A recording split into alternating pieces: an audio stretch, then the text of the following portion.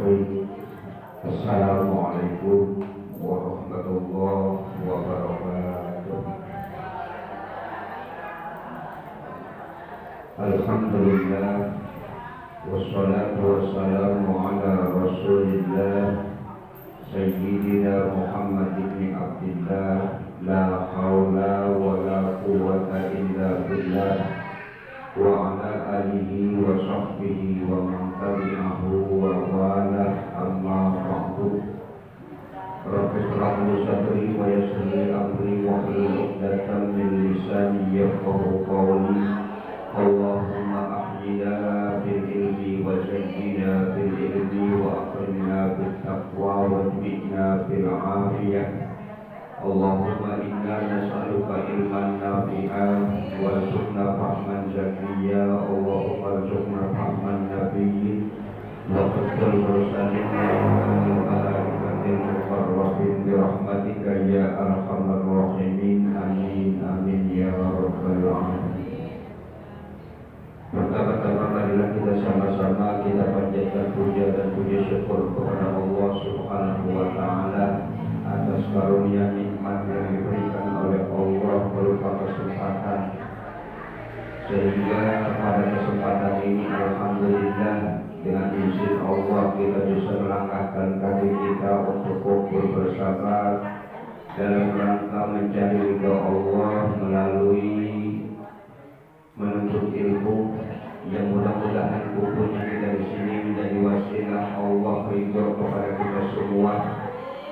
Setelah Allah ridho kepada kita, mudah-mudahan senantiasa Allah menjadikan rahmat buat kita semua. Amin ya rabbal alamin.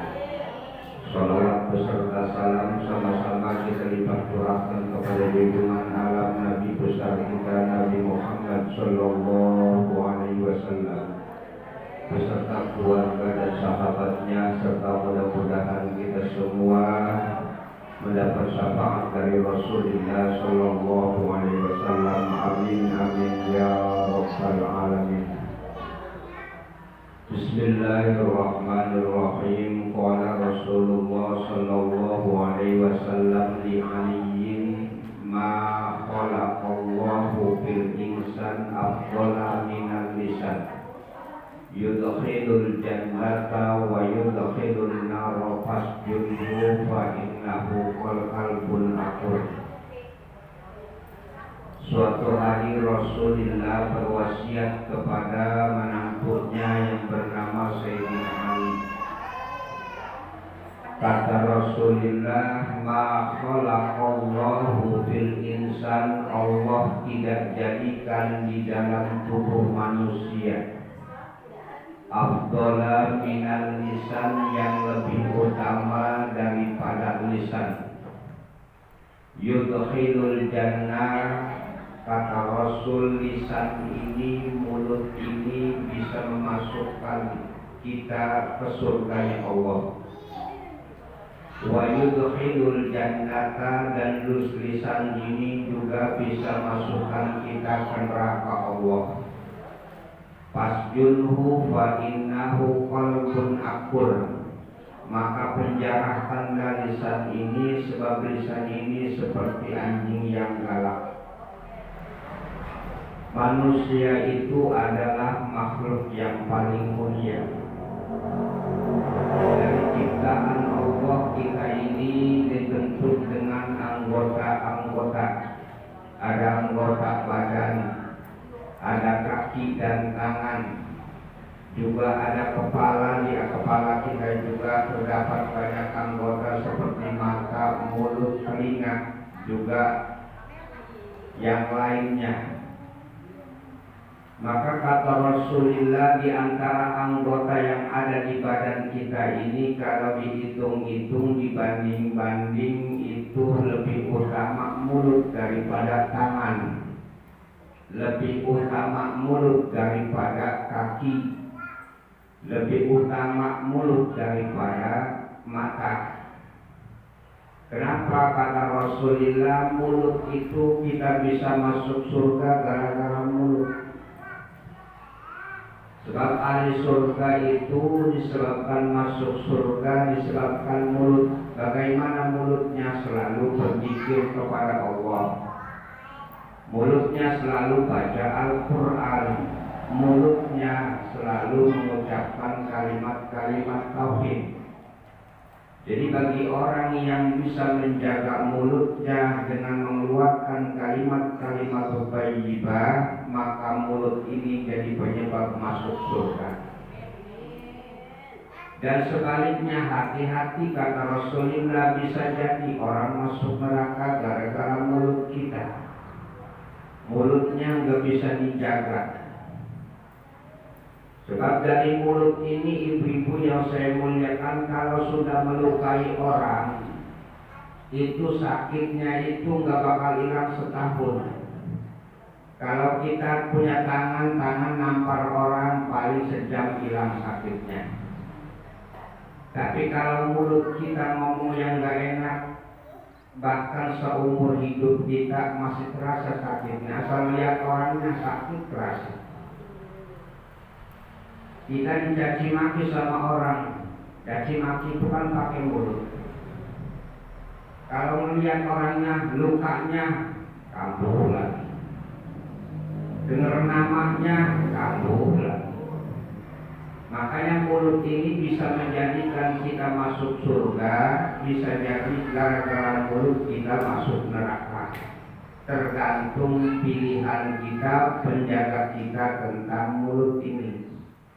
Maka kata Rasulullah, di antara anggota badan ini yang paling utama yang diciptakan Allah ini adalah mulut. Kaki bisa berbuat kebaikan apabila kakinya digerakkan. Tangan bisa mendapat pahala untuk memberikan sedekah apabila tangannya digerakkan. Tapi kalau mulut sambil duduk aja bisa. Sambil tiduran ibu bisa dikir. Sambil nyuci mulut bisa dikir. Tangan nyuci mulut bisa dikir. Mata, kalau mata bisa digunakan kebaikan di saat matanya terbuka. Tapi ketika matanya tertutup, mata nggak bisa berbuat kebaikan. Makanya hati-hati ibu yang saya muliakan, dari mulut ini banyak ahli neraka disebabkan mulut. Siapa yang sering menggunakan mulut ini yang menyebabkan masuk neraka?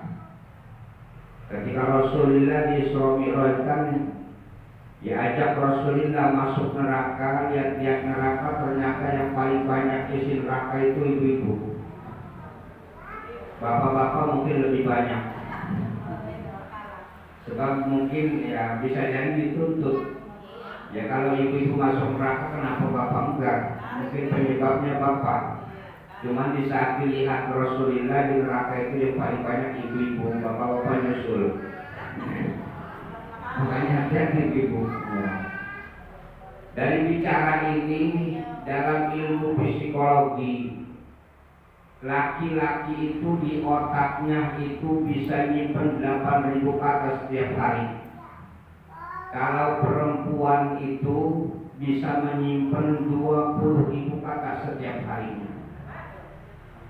Jadi banyakkan perempuan dengan laki-laki cuma 8.000. Makanya ketika ditanya laki-laki mah satu pertanyaan jawabnya satu. Dari mana Pak? Dari pasar. Beli apa? Beli baju. Dari mana Pak? Dari sawah. Udah panen? Belum. Terus kapan panennya? Mungkin bulan depan. Jawabnya satu. Satu pertanyaan jawabnya satu, karena di dalam otaknya itu cuma 8.000. Bisa jadi kadang-kadang habis buat siang, giliran malam ibu-ibu kadang-kadang males duduk bareng, jarang ngobrol. Kenapa? Sudah habis. Tapi kalau ibu-ibu maaf di otaknya itu kata Nabi itu 20.000 kata. Satu pertanyaan bisa jadi 10 jawaban. Dari mana Bu? Dari pasar. Sekarang pada naik semua, cabai naik, beras naik, terus naik. Sudah sampai situ berdesak-desak, ya berantri. Padahal ini dari mana? Lakinya takon, duitnya masih duit yang mana? Ya, coba ngasih duit segitu kan buat belajar, buat ongkos bocah. Masih gitu juga masih ditanyain padahal menanya sedikit. Ya. Itu memang udah apa itu? Ya, karena dalam per hari itu 20.000 kata. Ya. Nah, makanya ibu yang saya muliakan kalau malam itu jangan banyak nanya sama suami. Bisa jadi kehabisan siang. Siang habis ngobrol pas malam. Biasanya kan begitu. Ya. Saya udah ngomong diam aja. Ya, tapi juga cerita sendiri ibu. Ya. Jadi karena memang bisa menampung 8.000 kata. Ya. Jadi kembali lagi juga mulut ini bisa memasukkan kita ke surganya Allah Subhanahu wa Ta'ala. Tergantung kitanya. Ya, tergantung kitanya. Maka setiap hari itu ibu-ibu yang saya muliakan, mulut kita ini ya, yang paling banyak bekerja itu mulut sebenarnya. Ya, yang paling bekerja mulut. Makanya ketika manusia itu mau dihidupkan oleh Allah, ya, mau dihidupkan oleh Allah Subhanahu wa Ta'ala, dimasukkan roh ke jasadnya itu, padahal mah yang paling pertama difungsikan oleh Allah adalah pendengaran. Ya, pendengaran. Waja'alna sam'a wal absara wal afidah qalilan ma tashkurun. Pertama yang dihidupkan oleh Allah ke badan ini pertama adalah pendengaran. Makanya ketika lahir bayi belum bisa ngomong. Ya, kadang-kadang baru 5 bulan, 10 bulan baru ngomong. Tapi pendengaran itu udah mulai ketika ngomong, dengar. Jadi kalau nangis mah beda itu mah. Ya, kalau nangis mah kalau bayi lahir itu bayi itu tanda senangnya luar biasa. Tapi jangan pernah ditanya. Ya. Makanya kalau bayi nangis, ya lahir bron pasti nangis. Kenapa? Karena bahagia selama 9 bulan di tempat kegelapan. Kan di dalam kan nggak ada lampu, nggak ada pintu lah. Gak ada jendela, ada satu juga rebutan. Ya harus bersyukur ibu. Ya. Dari proses pelahiran aja itu harus bersyukur kita kalau memang kita ajima. Ya 9 bulan kan kita di dalam perut ibu kita. Ya. Kan makan nggak pernah kita dikasih makan. Melalui asi-asi dari makanan orang tua kita. Tapi ternyata sehari 2 hari, sebulan 2 bulan, sampai kita itu masuki 7 bulan, kan udah bergerak di dalam perut ibu kita. Makan padahal di dalam perut kita kan gak ada tukang biskuit itu. Tapi bisa gede, alhamdulillah kita bisa gede. Bahkan kadang-kadang ketika di USG pengen tahu jenis kelaminnya, berat badannya pun sudah ketahuan. Ya, canggihnya kan luar biasa. Ya, canggihnya luar biasa. Ketika keluar dari rahim ibu kita nangis bahagia. Bayinya nangis melihat sinar dunia, melihat terangnya dunia yang tadinya 9 bulan kegelapan. Bahkan bukan saja bayi yang nangis, orang tuanya pun nangis bahagia.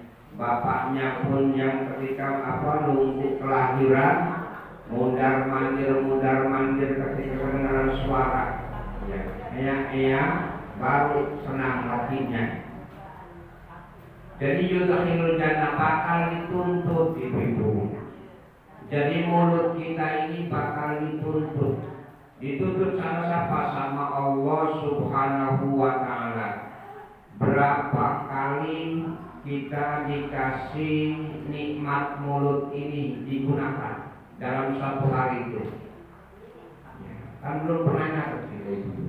Ya. Mulut kita ini dalam satu hari ini berapa kali kita gunakan? Belum masuk makanan, belum dari suara kita. tuntutan Allah itu nggak banyak. Apa cuma keluarkan dari mulut kita ini kalimat-kalimat yang baik. Kalimat yang baik itu tuntutan Allah. Kenapa Allah nuntut kalimat yang baik? Sebab dari mulut kita ini bakal menyelamatkan kita. Sampai-sampai kehidupan kita sampai mati pun ibu-ibu. Saking sayangnya Allah sama kita itu, wala tamutunna illa wa antum muslimun. Jangan kamu mati terkecuali dalam situasi muslim, kondisi muslim, keadaan muslim. Bagaimana bisa muslim? Ya dengan mulut ini. Bisa diketahui ketika orang itu meninggal dunia, mulutnya mengucapkan kalimat la ilaha illallah, ya, plus mati, plus roh keluar, maka statusnya muslim diakibatkan dengan mulut kita. Hati-hati Bu, ya. Hati-hati mulut ini. Apalagi kalau sudah kena penyakit lakar. Ya, kalau penyakit lakar kan udah memikirin yang lain. Apa yang masuk dari apa yang keluar dari mulut kan dari pikirin. Yang paling keselnya kadang-kadang ibu yang lakar itu nyebut barang laki-laki, padahal masing-masing punya. Iya. Ya. Makanya kenapa nggak kontrol kan? Ya, penyakit lakar.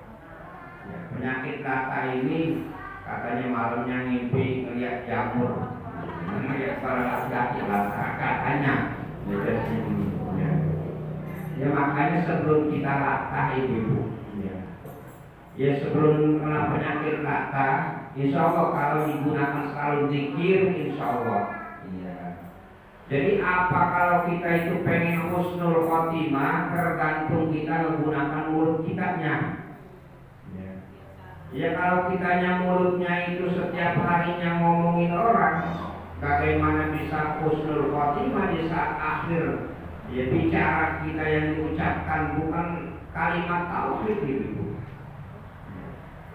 Ya orang makan juga ibu. Ya kalau umpama yang ngomongnya itu ya tiap harinya itu enggak kontrol, bisa jadi di saat sakaratil maut pun ibu yang keluar itu bukan kalimat tauhid. Naudzubillah makanya.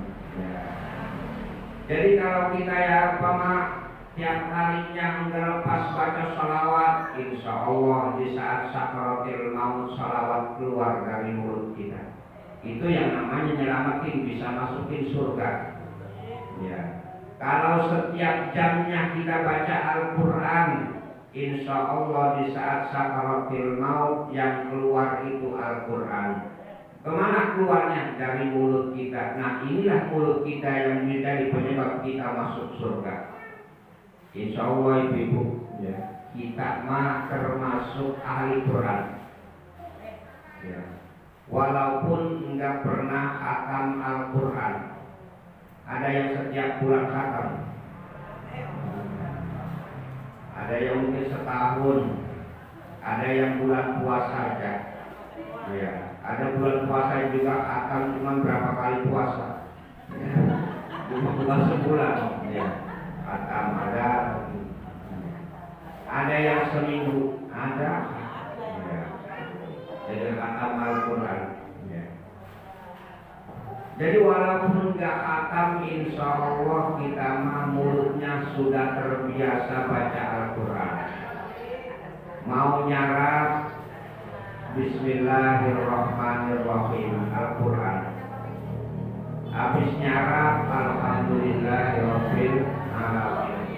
Mau belanja dikasih duit sama suami, Alhamdulillahirabbil alamin. Mau nyuci baca bismillah dulu. Sampai-sampai mau ngeluarin kotoran kita baca bismillah. Ya. Ya mau kita ke WC aja kan baca bismillah itu. Kalau nggak lupa mah. Kalau ibu-ibu suka baca kalau kita mau masuk WC. Ya baca bismillah itu. Bismillahi Allahumma inni a'udzubika minal khubusi wal khaba'isi. Itu doa ampuh itu dulu, pengusir setan. mengusir setan. Kalau ada orang kesurupan dibaca ini baca. Dan telinganya pegang. Allahumma inni a'udzubika minal khubuthi wal khaba'isi minasy syaithanir rajim. Ya. Dari kata setan ya. Kata setan sambil keluar kalau sedeng. Ya walaupun doa itu setan kabur. Tapi kalau orang kesurupan dibaca itu mah setan kan. Ngomong dasar orang gila. Memang saya mau berak dari penempatannya baca jam 10 kita makan baca bismillah. Baca bismillah. Lupa di awal baca bismillah, baca tengah-tengah di saat kita ingat tengah-tengah udah dapat sepiring. Ya baru ya Allah belum baca bismillah, udah bismillah awalahu wa akhirahu, lanjutin. Atau bismillah bi awalihi wa akhirihi. Ya. Kalau udah selesai jangan baca bismillah lagi, nanti maju lagi. Ya Allah udah dapat sepiring, ya perut udah kenyang, belum baca bismillah, bismillahirrahmanirrahim, aku ngambil lagi. Ya. Udah kalau udah selesai bacanya alhamdulillah. Mau masuk waktu zuhur, bismillahirrahmanirrahim. Mau sholat, bismillahirrahmanirrahim lagi. Ya. Setelah sholat, alhamdulillahirabbil alamin. Jadi setiap jam, hampir setiap jam kita baca Al-Quran. Yakin ibu-ibu kalau kita setiap jam itu baca Al-Quran, insya Allah yakin kita husnul khotimah. Ya. Bismillah, setan mau masuk di saat kita sama Allah. Bismillah itu keluar dari mulut kita. Ya. Keluar dari mulut kita. Tapi kalau kita yang lupa baca bismillah, mau makan baca enggak baca bismillah, mau WC enggak baca bismillah, mau minum enggak baca bismillah, di saat sakaratil maut pun setan berani datang ke hadapan kita. Ya. Berani Bu. Ya. Bakal ngegoda kita. Jadi jangan dianggap itu bismillah, ya. Bismillah itu enggak ada apa-apanya.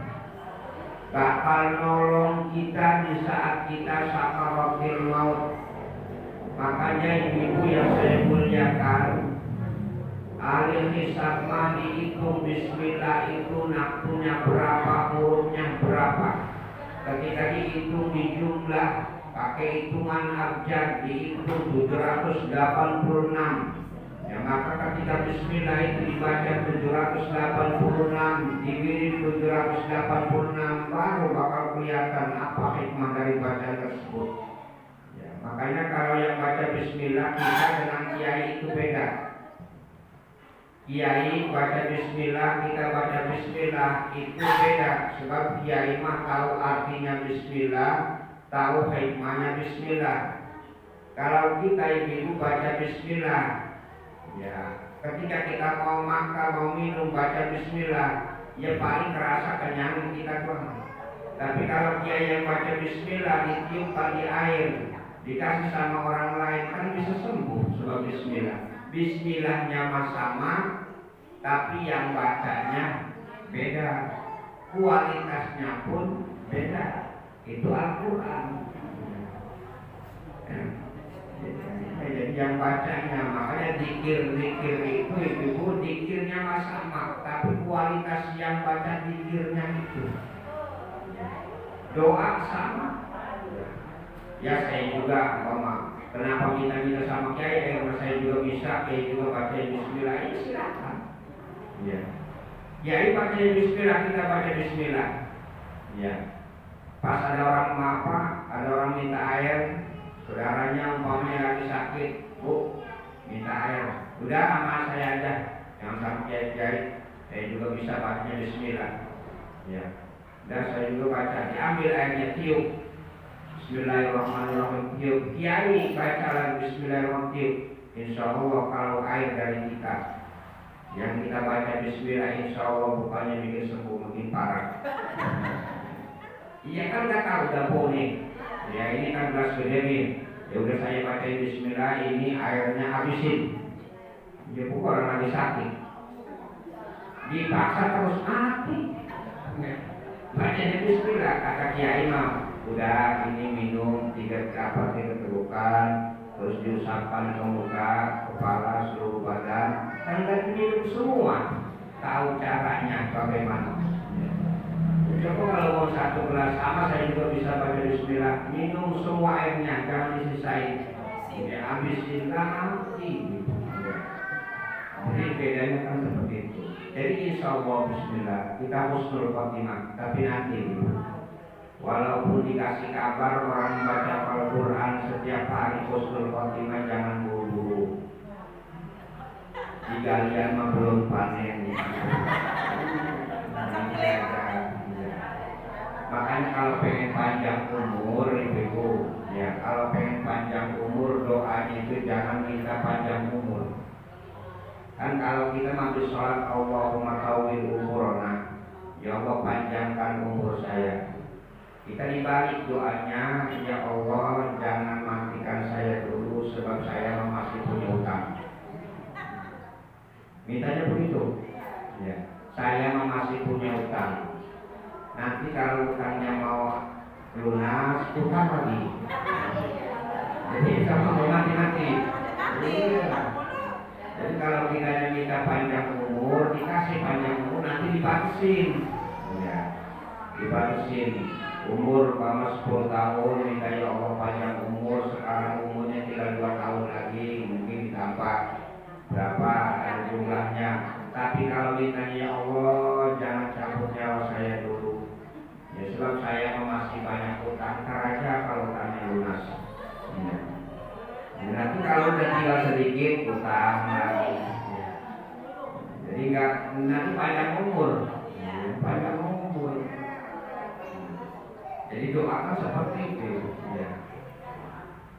Ya Allah saya mah umpamanya jangan mati sekarang anak saya masih kecil-kecil. Nanti kan udah ada janggal kalau udah gede, ya tinggal sedikit lagi, ya nggak apa-apa doa Allah itu. Ya. Jadi Bismillahirrahmanirrahim atau Al-Quran yang kita baca insya Allah ini mulut kita jadi penyebab kita masuk surga. Makanya dalam surga itu ibu ketika berjumpa dengan saudara-saudaranya itu di surga itu yang dibaca itu keluar dari mulutnya itu Al-Quran. Alhamdulillahilladzi hadana li hadza. Alhamdulillah an'ama 'alaina wa hadana 'ala dinil Islam. Ketika berjumpa, ya. Iya orang di dunianya ketika berjumpa dengan saudaranya bagaimana? Alhamdulillah sehat. Di akhirat pun di surga pun ketika berjumpa itu ibu-ibu, ya berjumpa itu dengan bacaan Al-Quran. Salam-salam, ya. Emang bakal ketemu. Yang penting syaratnya sama-sama masuk surga. Ya. Sama-sama masuk surga, nanti ketemu tetangga dengan tetangga. Nih kita kumpul di sini dulu nih. Ya. Kita kumpul di sini, kita bakal ketemu nantinya. Yang penting masuk surga semua. Ayo udah pernah ini menjaga Nabi, ya. Jangan diprotes dulu. Nanti saudara kita sama saudara kita bakal ketemu, berjabat tangan. Cuman di sononya pun beda, ya. Enggak sama rata di surganya pun. Walaupun sama-sama masuk surga, sama-sama satu kampung, di surganya pun beda. Ada yang kayaan, ada yang cuma yang kaya, ada yang sederhana. Tergantung kita hidup di dunianya bagaimana kita berusaha. Kayak kita ngaji di sini, ibu. Datangnya bareng, duduknya sama di satu majelis taklim. Tapi pahalanya beda. Ada bacaannya, ada yang khusyuk, ada yang sambil ngantuk. Ada yang bacaannya keras, ada yang cuma mulutnya aja yang gerak-gerak. Ada yang masih pengen lama, ada yang udah pengen pulang, ada itu. Ini kan beda-beda itu. Ya beda-beda. Jadi walaupun satu tempat di akhirat sama di surga begitu. Yang penting masuk surga aja, ya udah begitu aja. Kalau di surga itu paling sedikit itu dikasih luasnya surga itu ibu. Ini yang paling belakang masuk surga. Insya Allah ibu nggak paling belakang enggak. Yang paling belakang umat Nabi Muhammad itu masuk surga itu ditawarin. Itu datangnya yang dari neraka itu disiksa dulu. Udah disiksa, yang lain udah pada masuk surga, dicari sama Rasulullah. Ini mana orang kalian kurang satu ini? Dan dicari terus dikorek-korek. Ya, ternyata ada. Ya. Udah angus bro. Ya kan neraka kan itu angus. Akhirnya diangkat. Suaranya kedengaran suaranya. Muka udah nggak kelihatan gosong. Ya, tapi dengar suaranya nih kayak yang biasa salawatin masyarakat ini, ya, umpama itu, ya, diangkat, dimandikan oleh malaikat, kata Allah angkat malaikat, ya, cuci dulu di 70 kali surga, diangkat lagi, ya, dicempurin lagi, dikali lagi, dios lagi, sebab kan, ya, panas, diangkat lagi, dicuci lagi, udah 70 kali nyuci. Kalinya beda-beda baru kelihatan mukanya. Oh iya ini orang ternyata tadi kelewat-kelewat. Ya. Kelewat-kelewat ini biasanya orang yang gak ada sama sekali lewat baik. Ya. Akhirnya diangkat, dimasukkan oleh Allah, ditawarin. Ya Allah, kira-kira di surga masih ada apa? Masih ada lokasi enggak ya? Kata Allah, ditawarin, kamu kan yang paling terakhir. Yang lain mah udah lama udah pada senang-senang.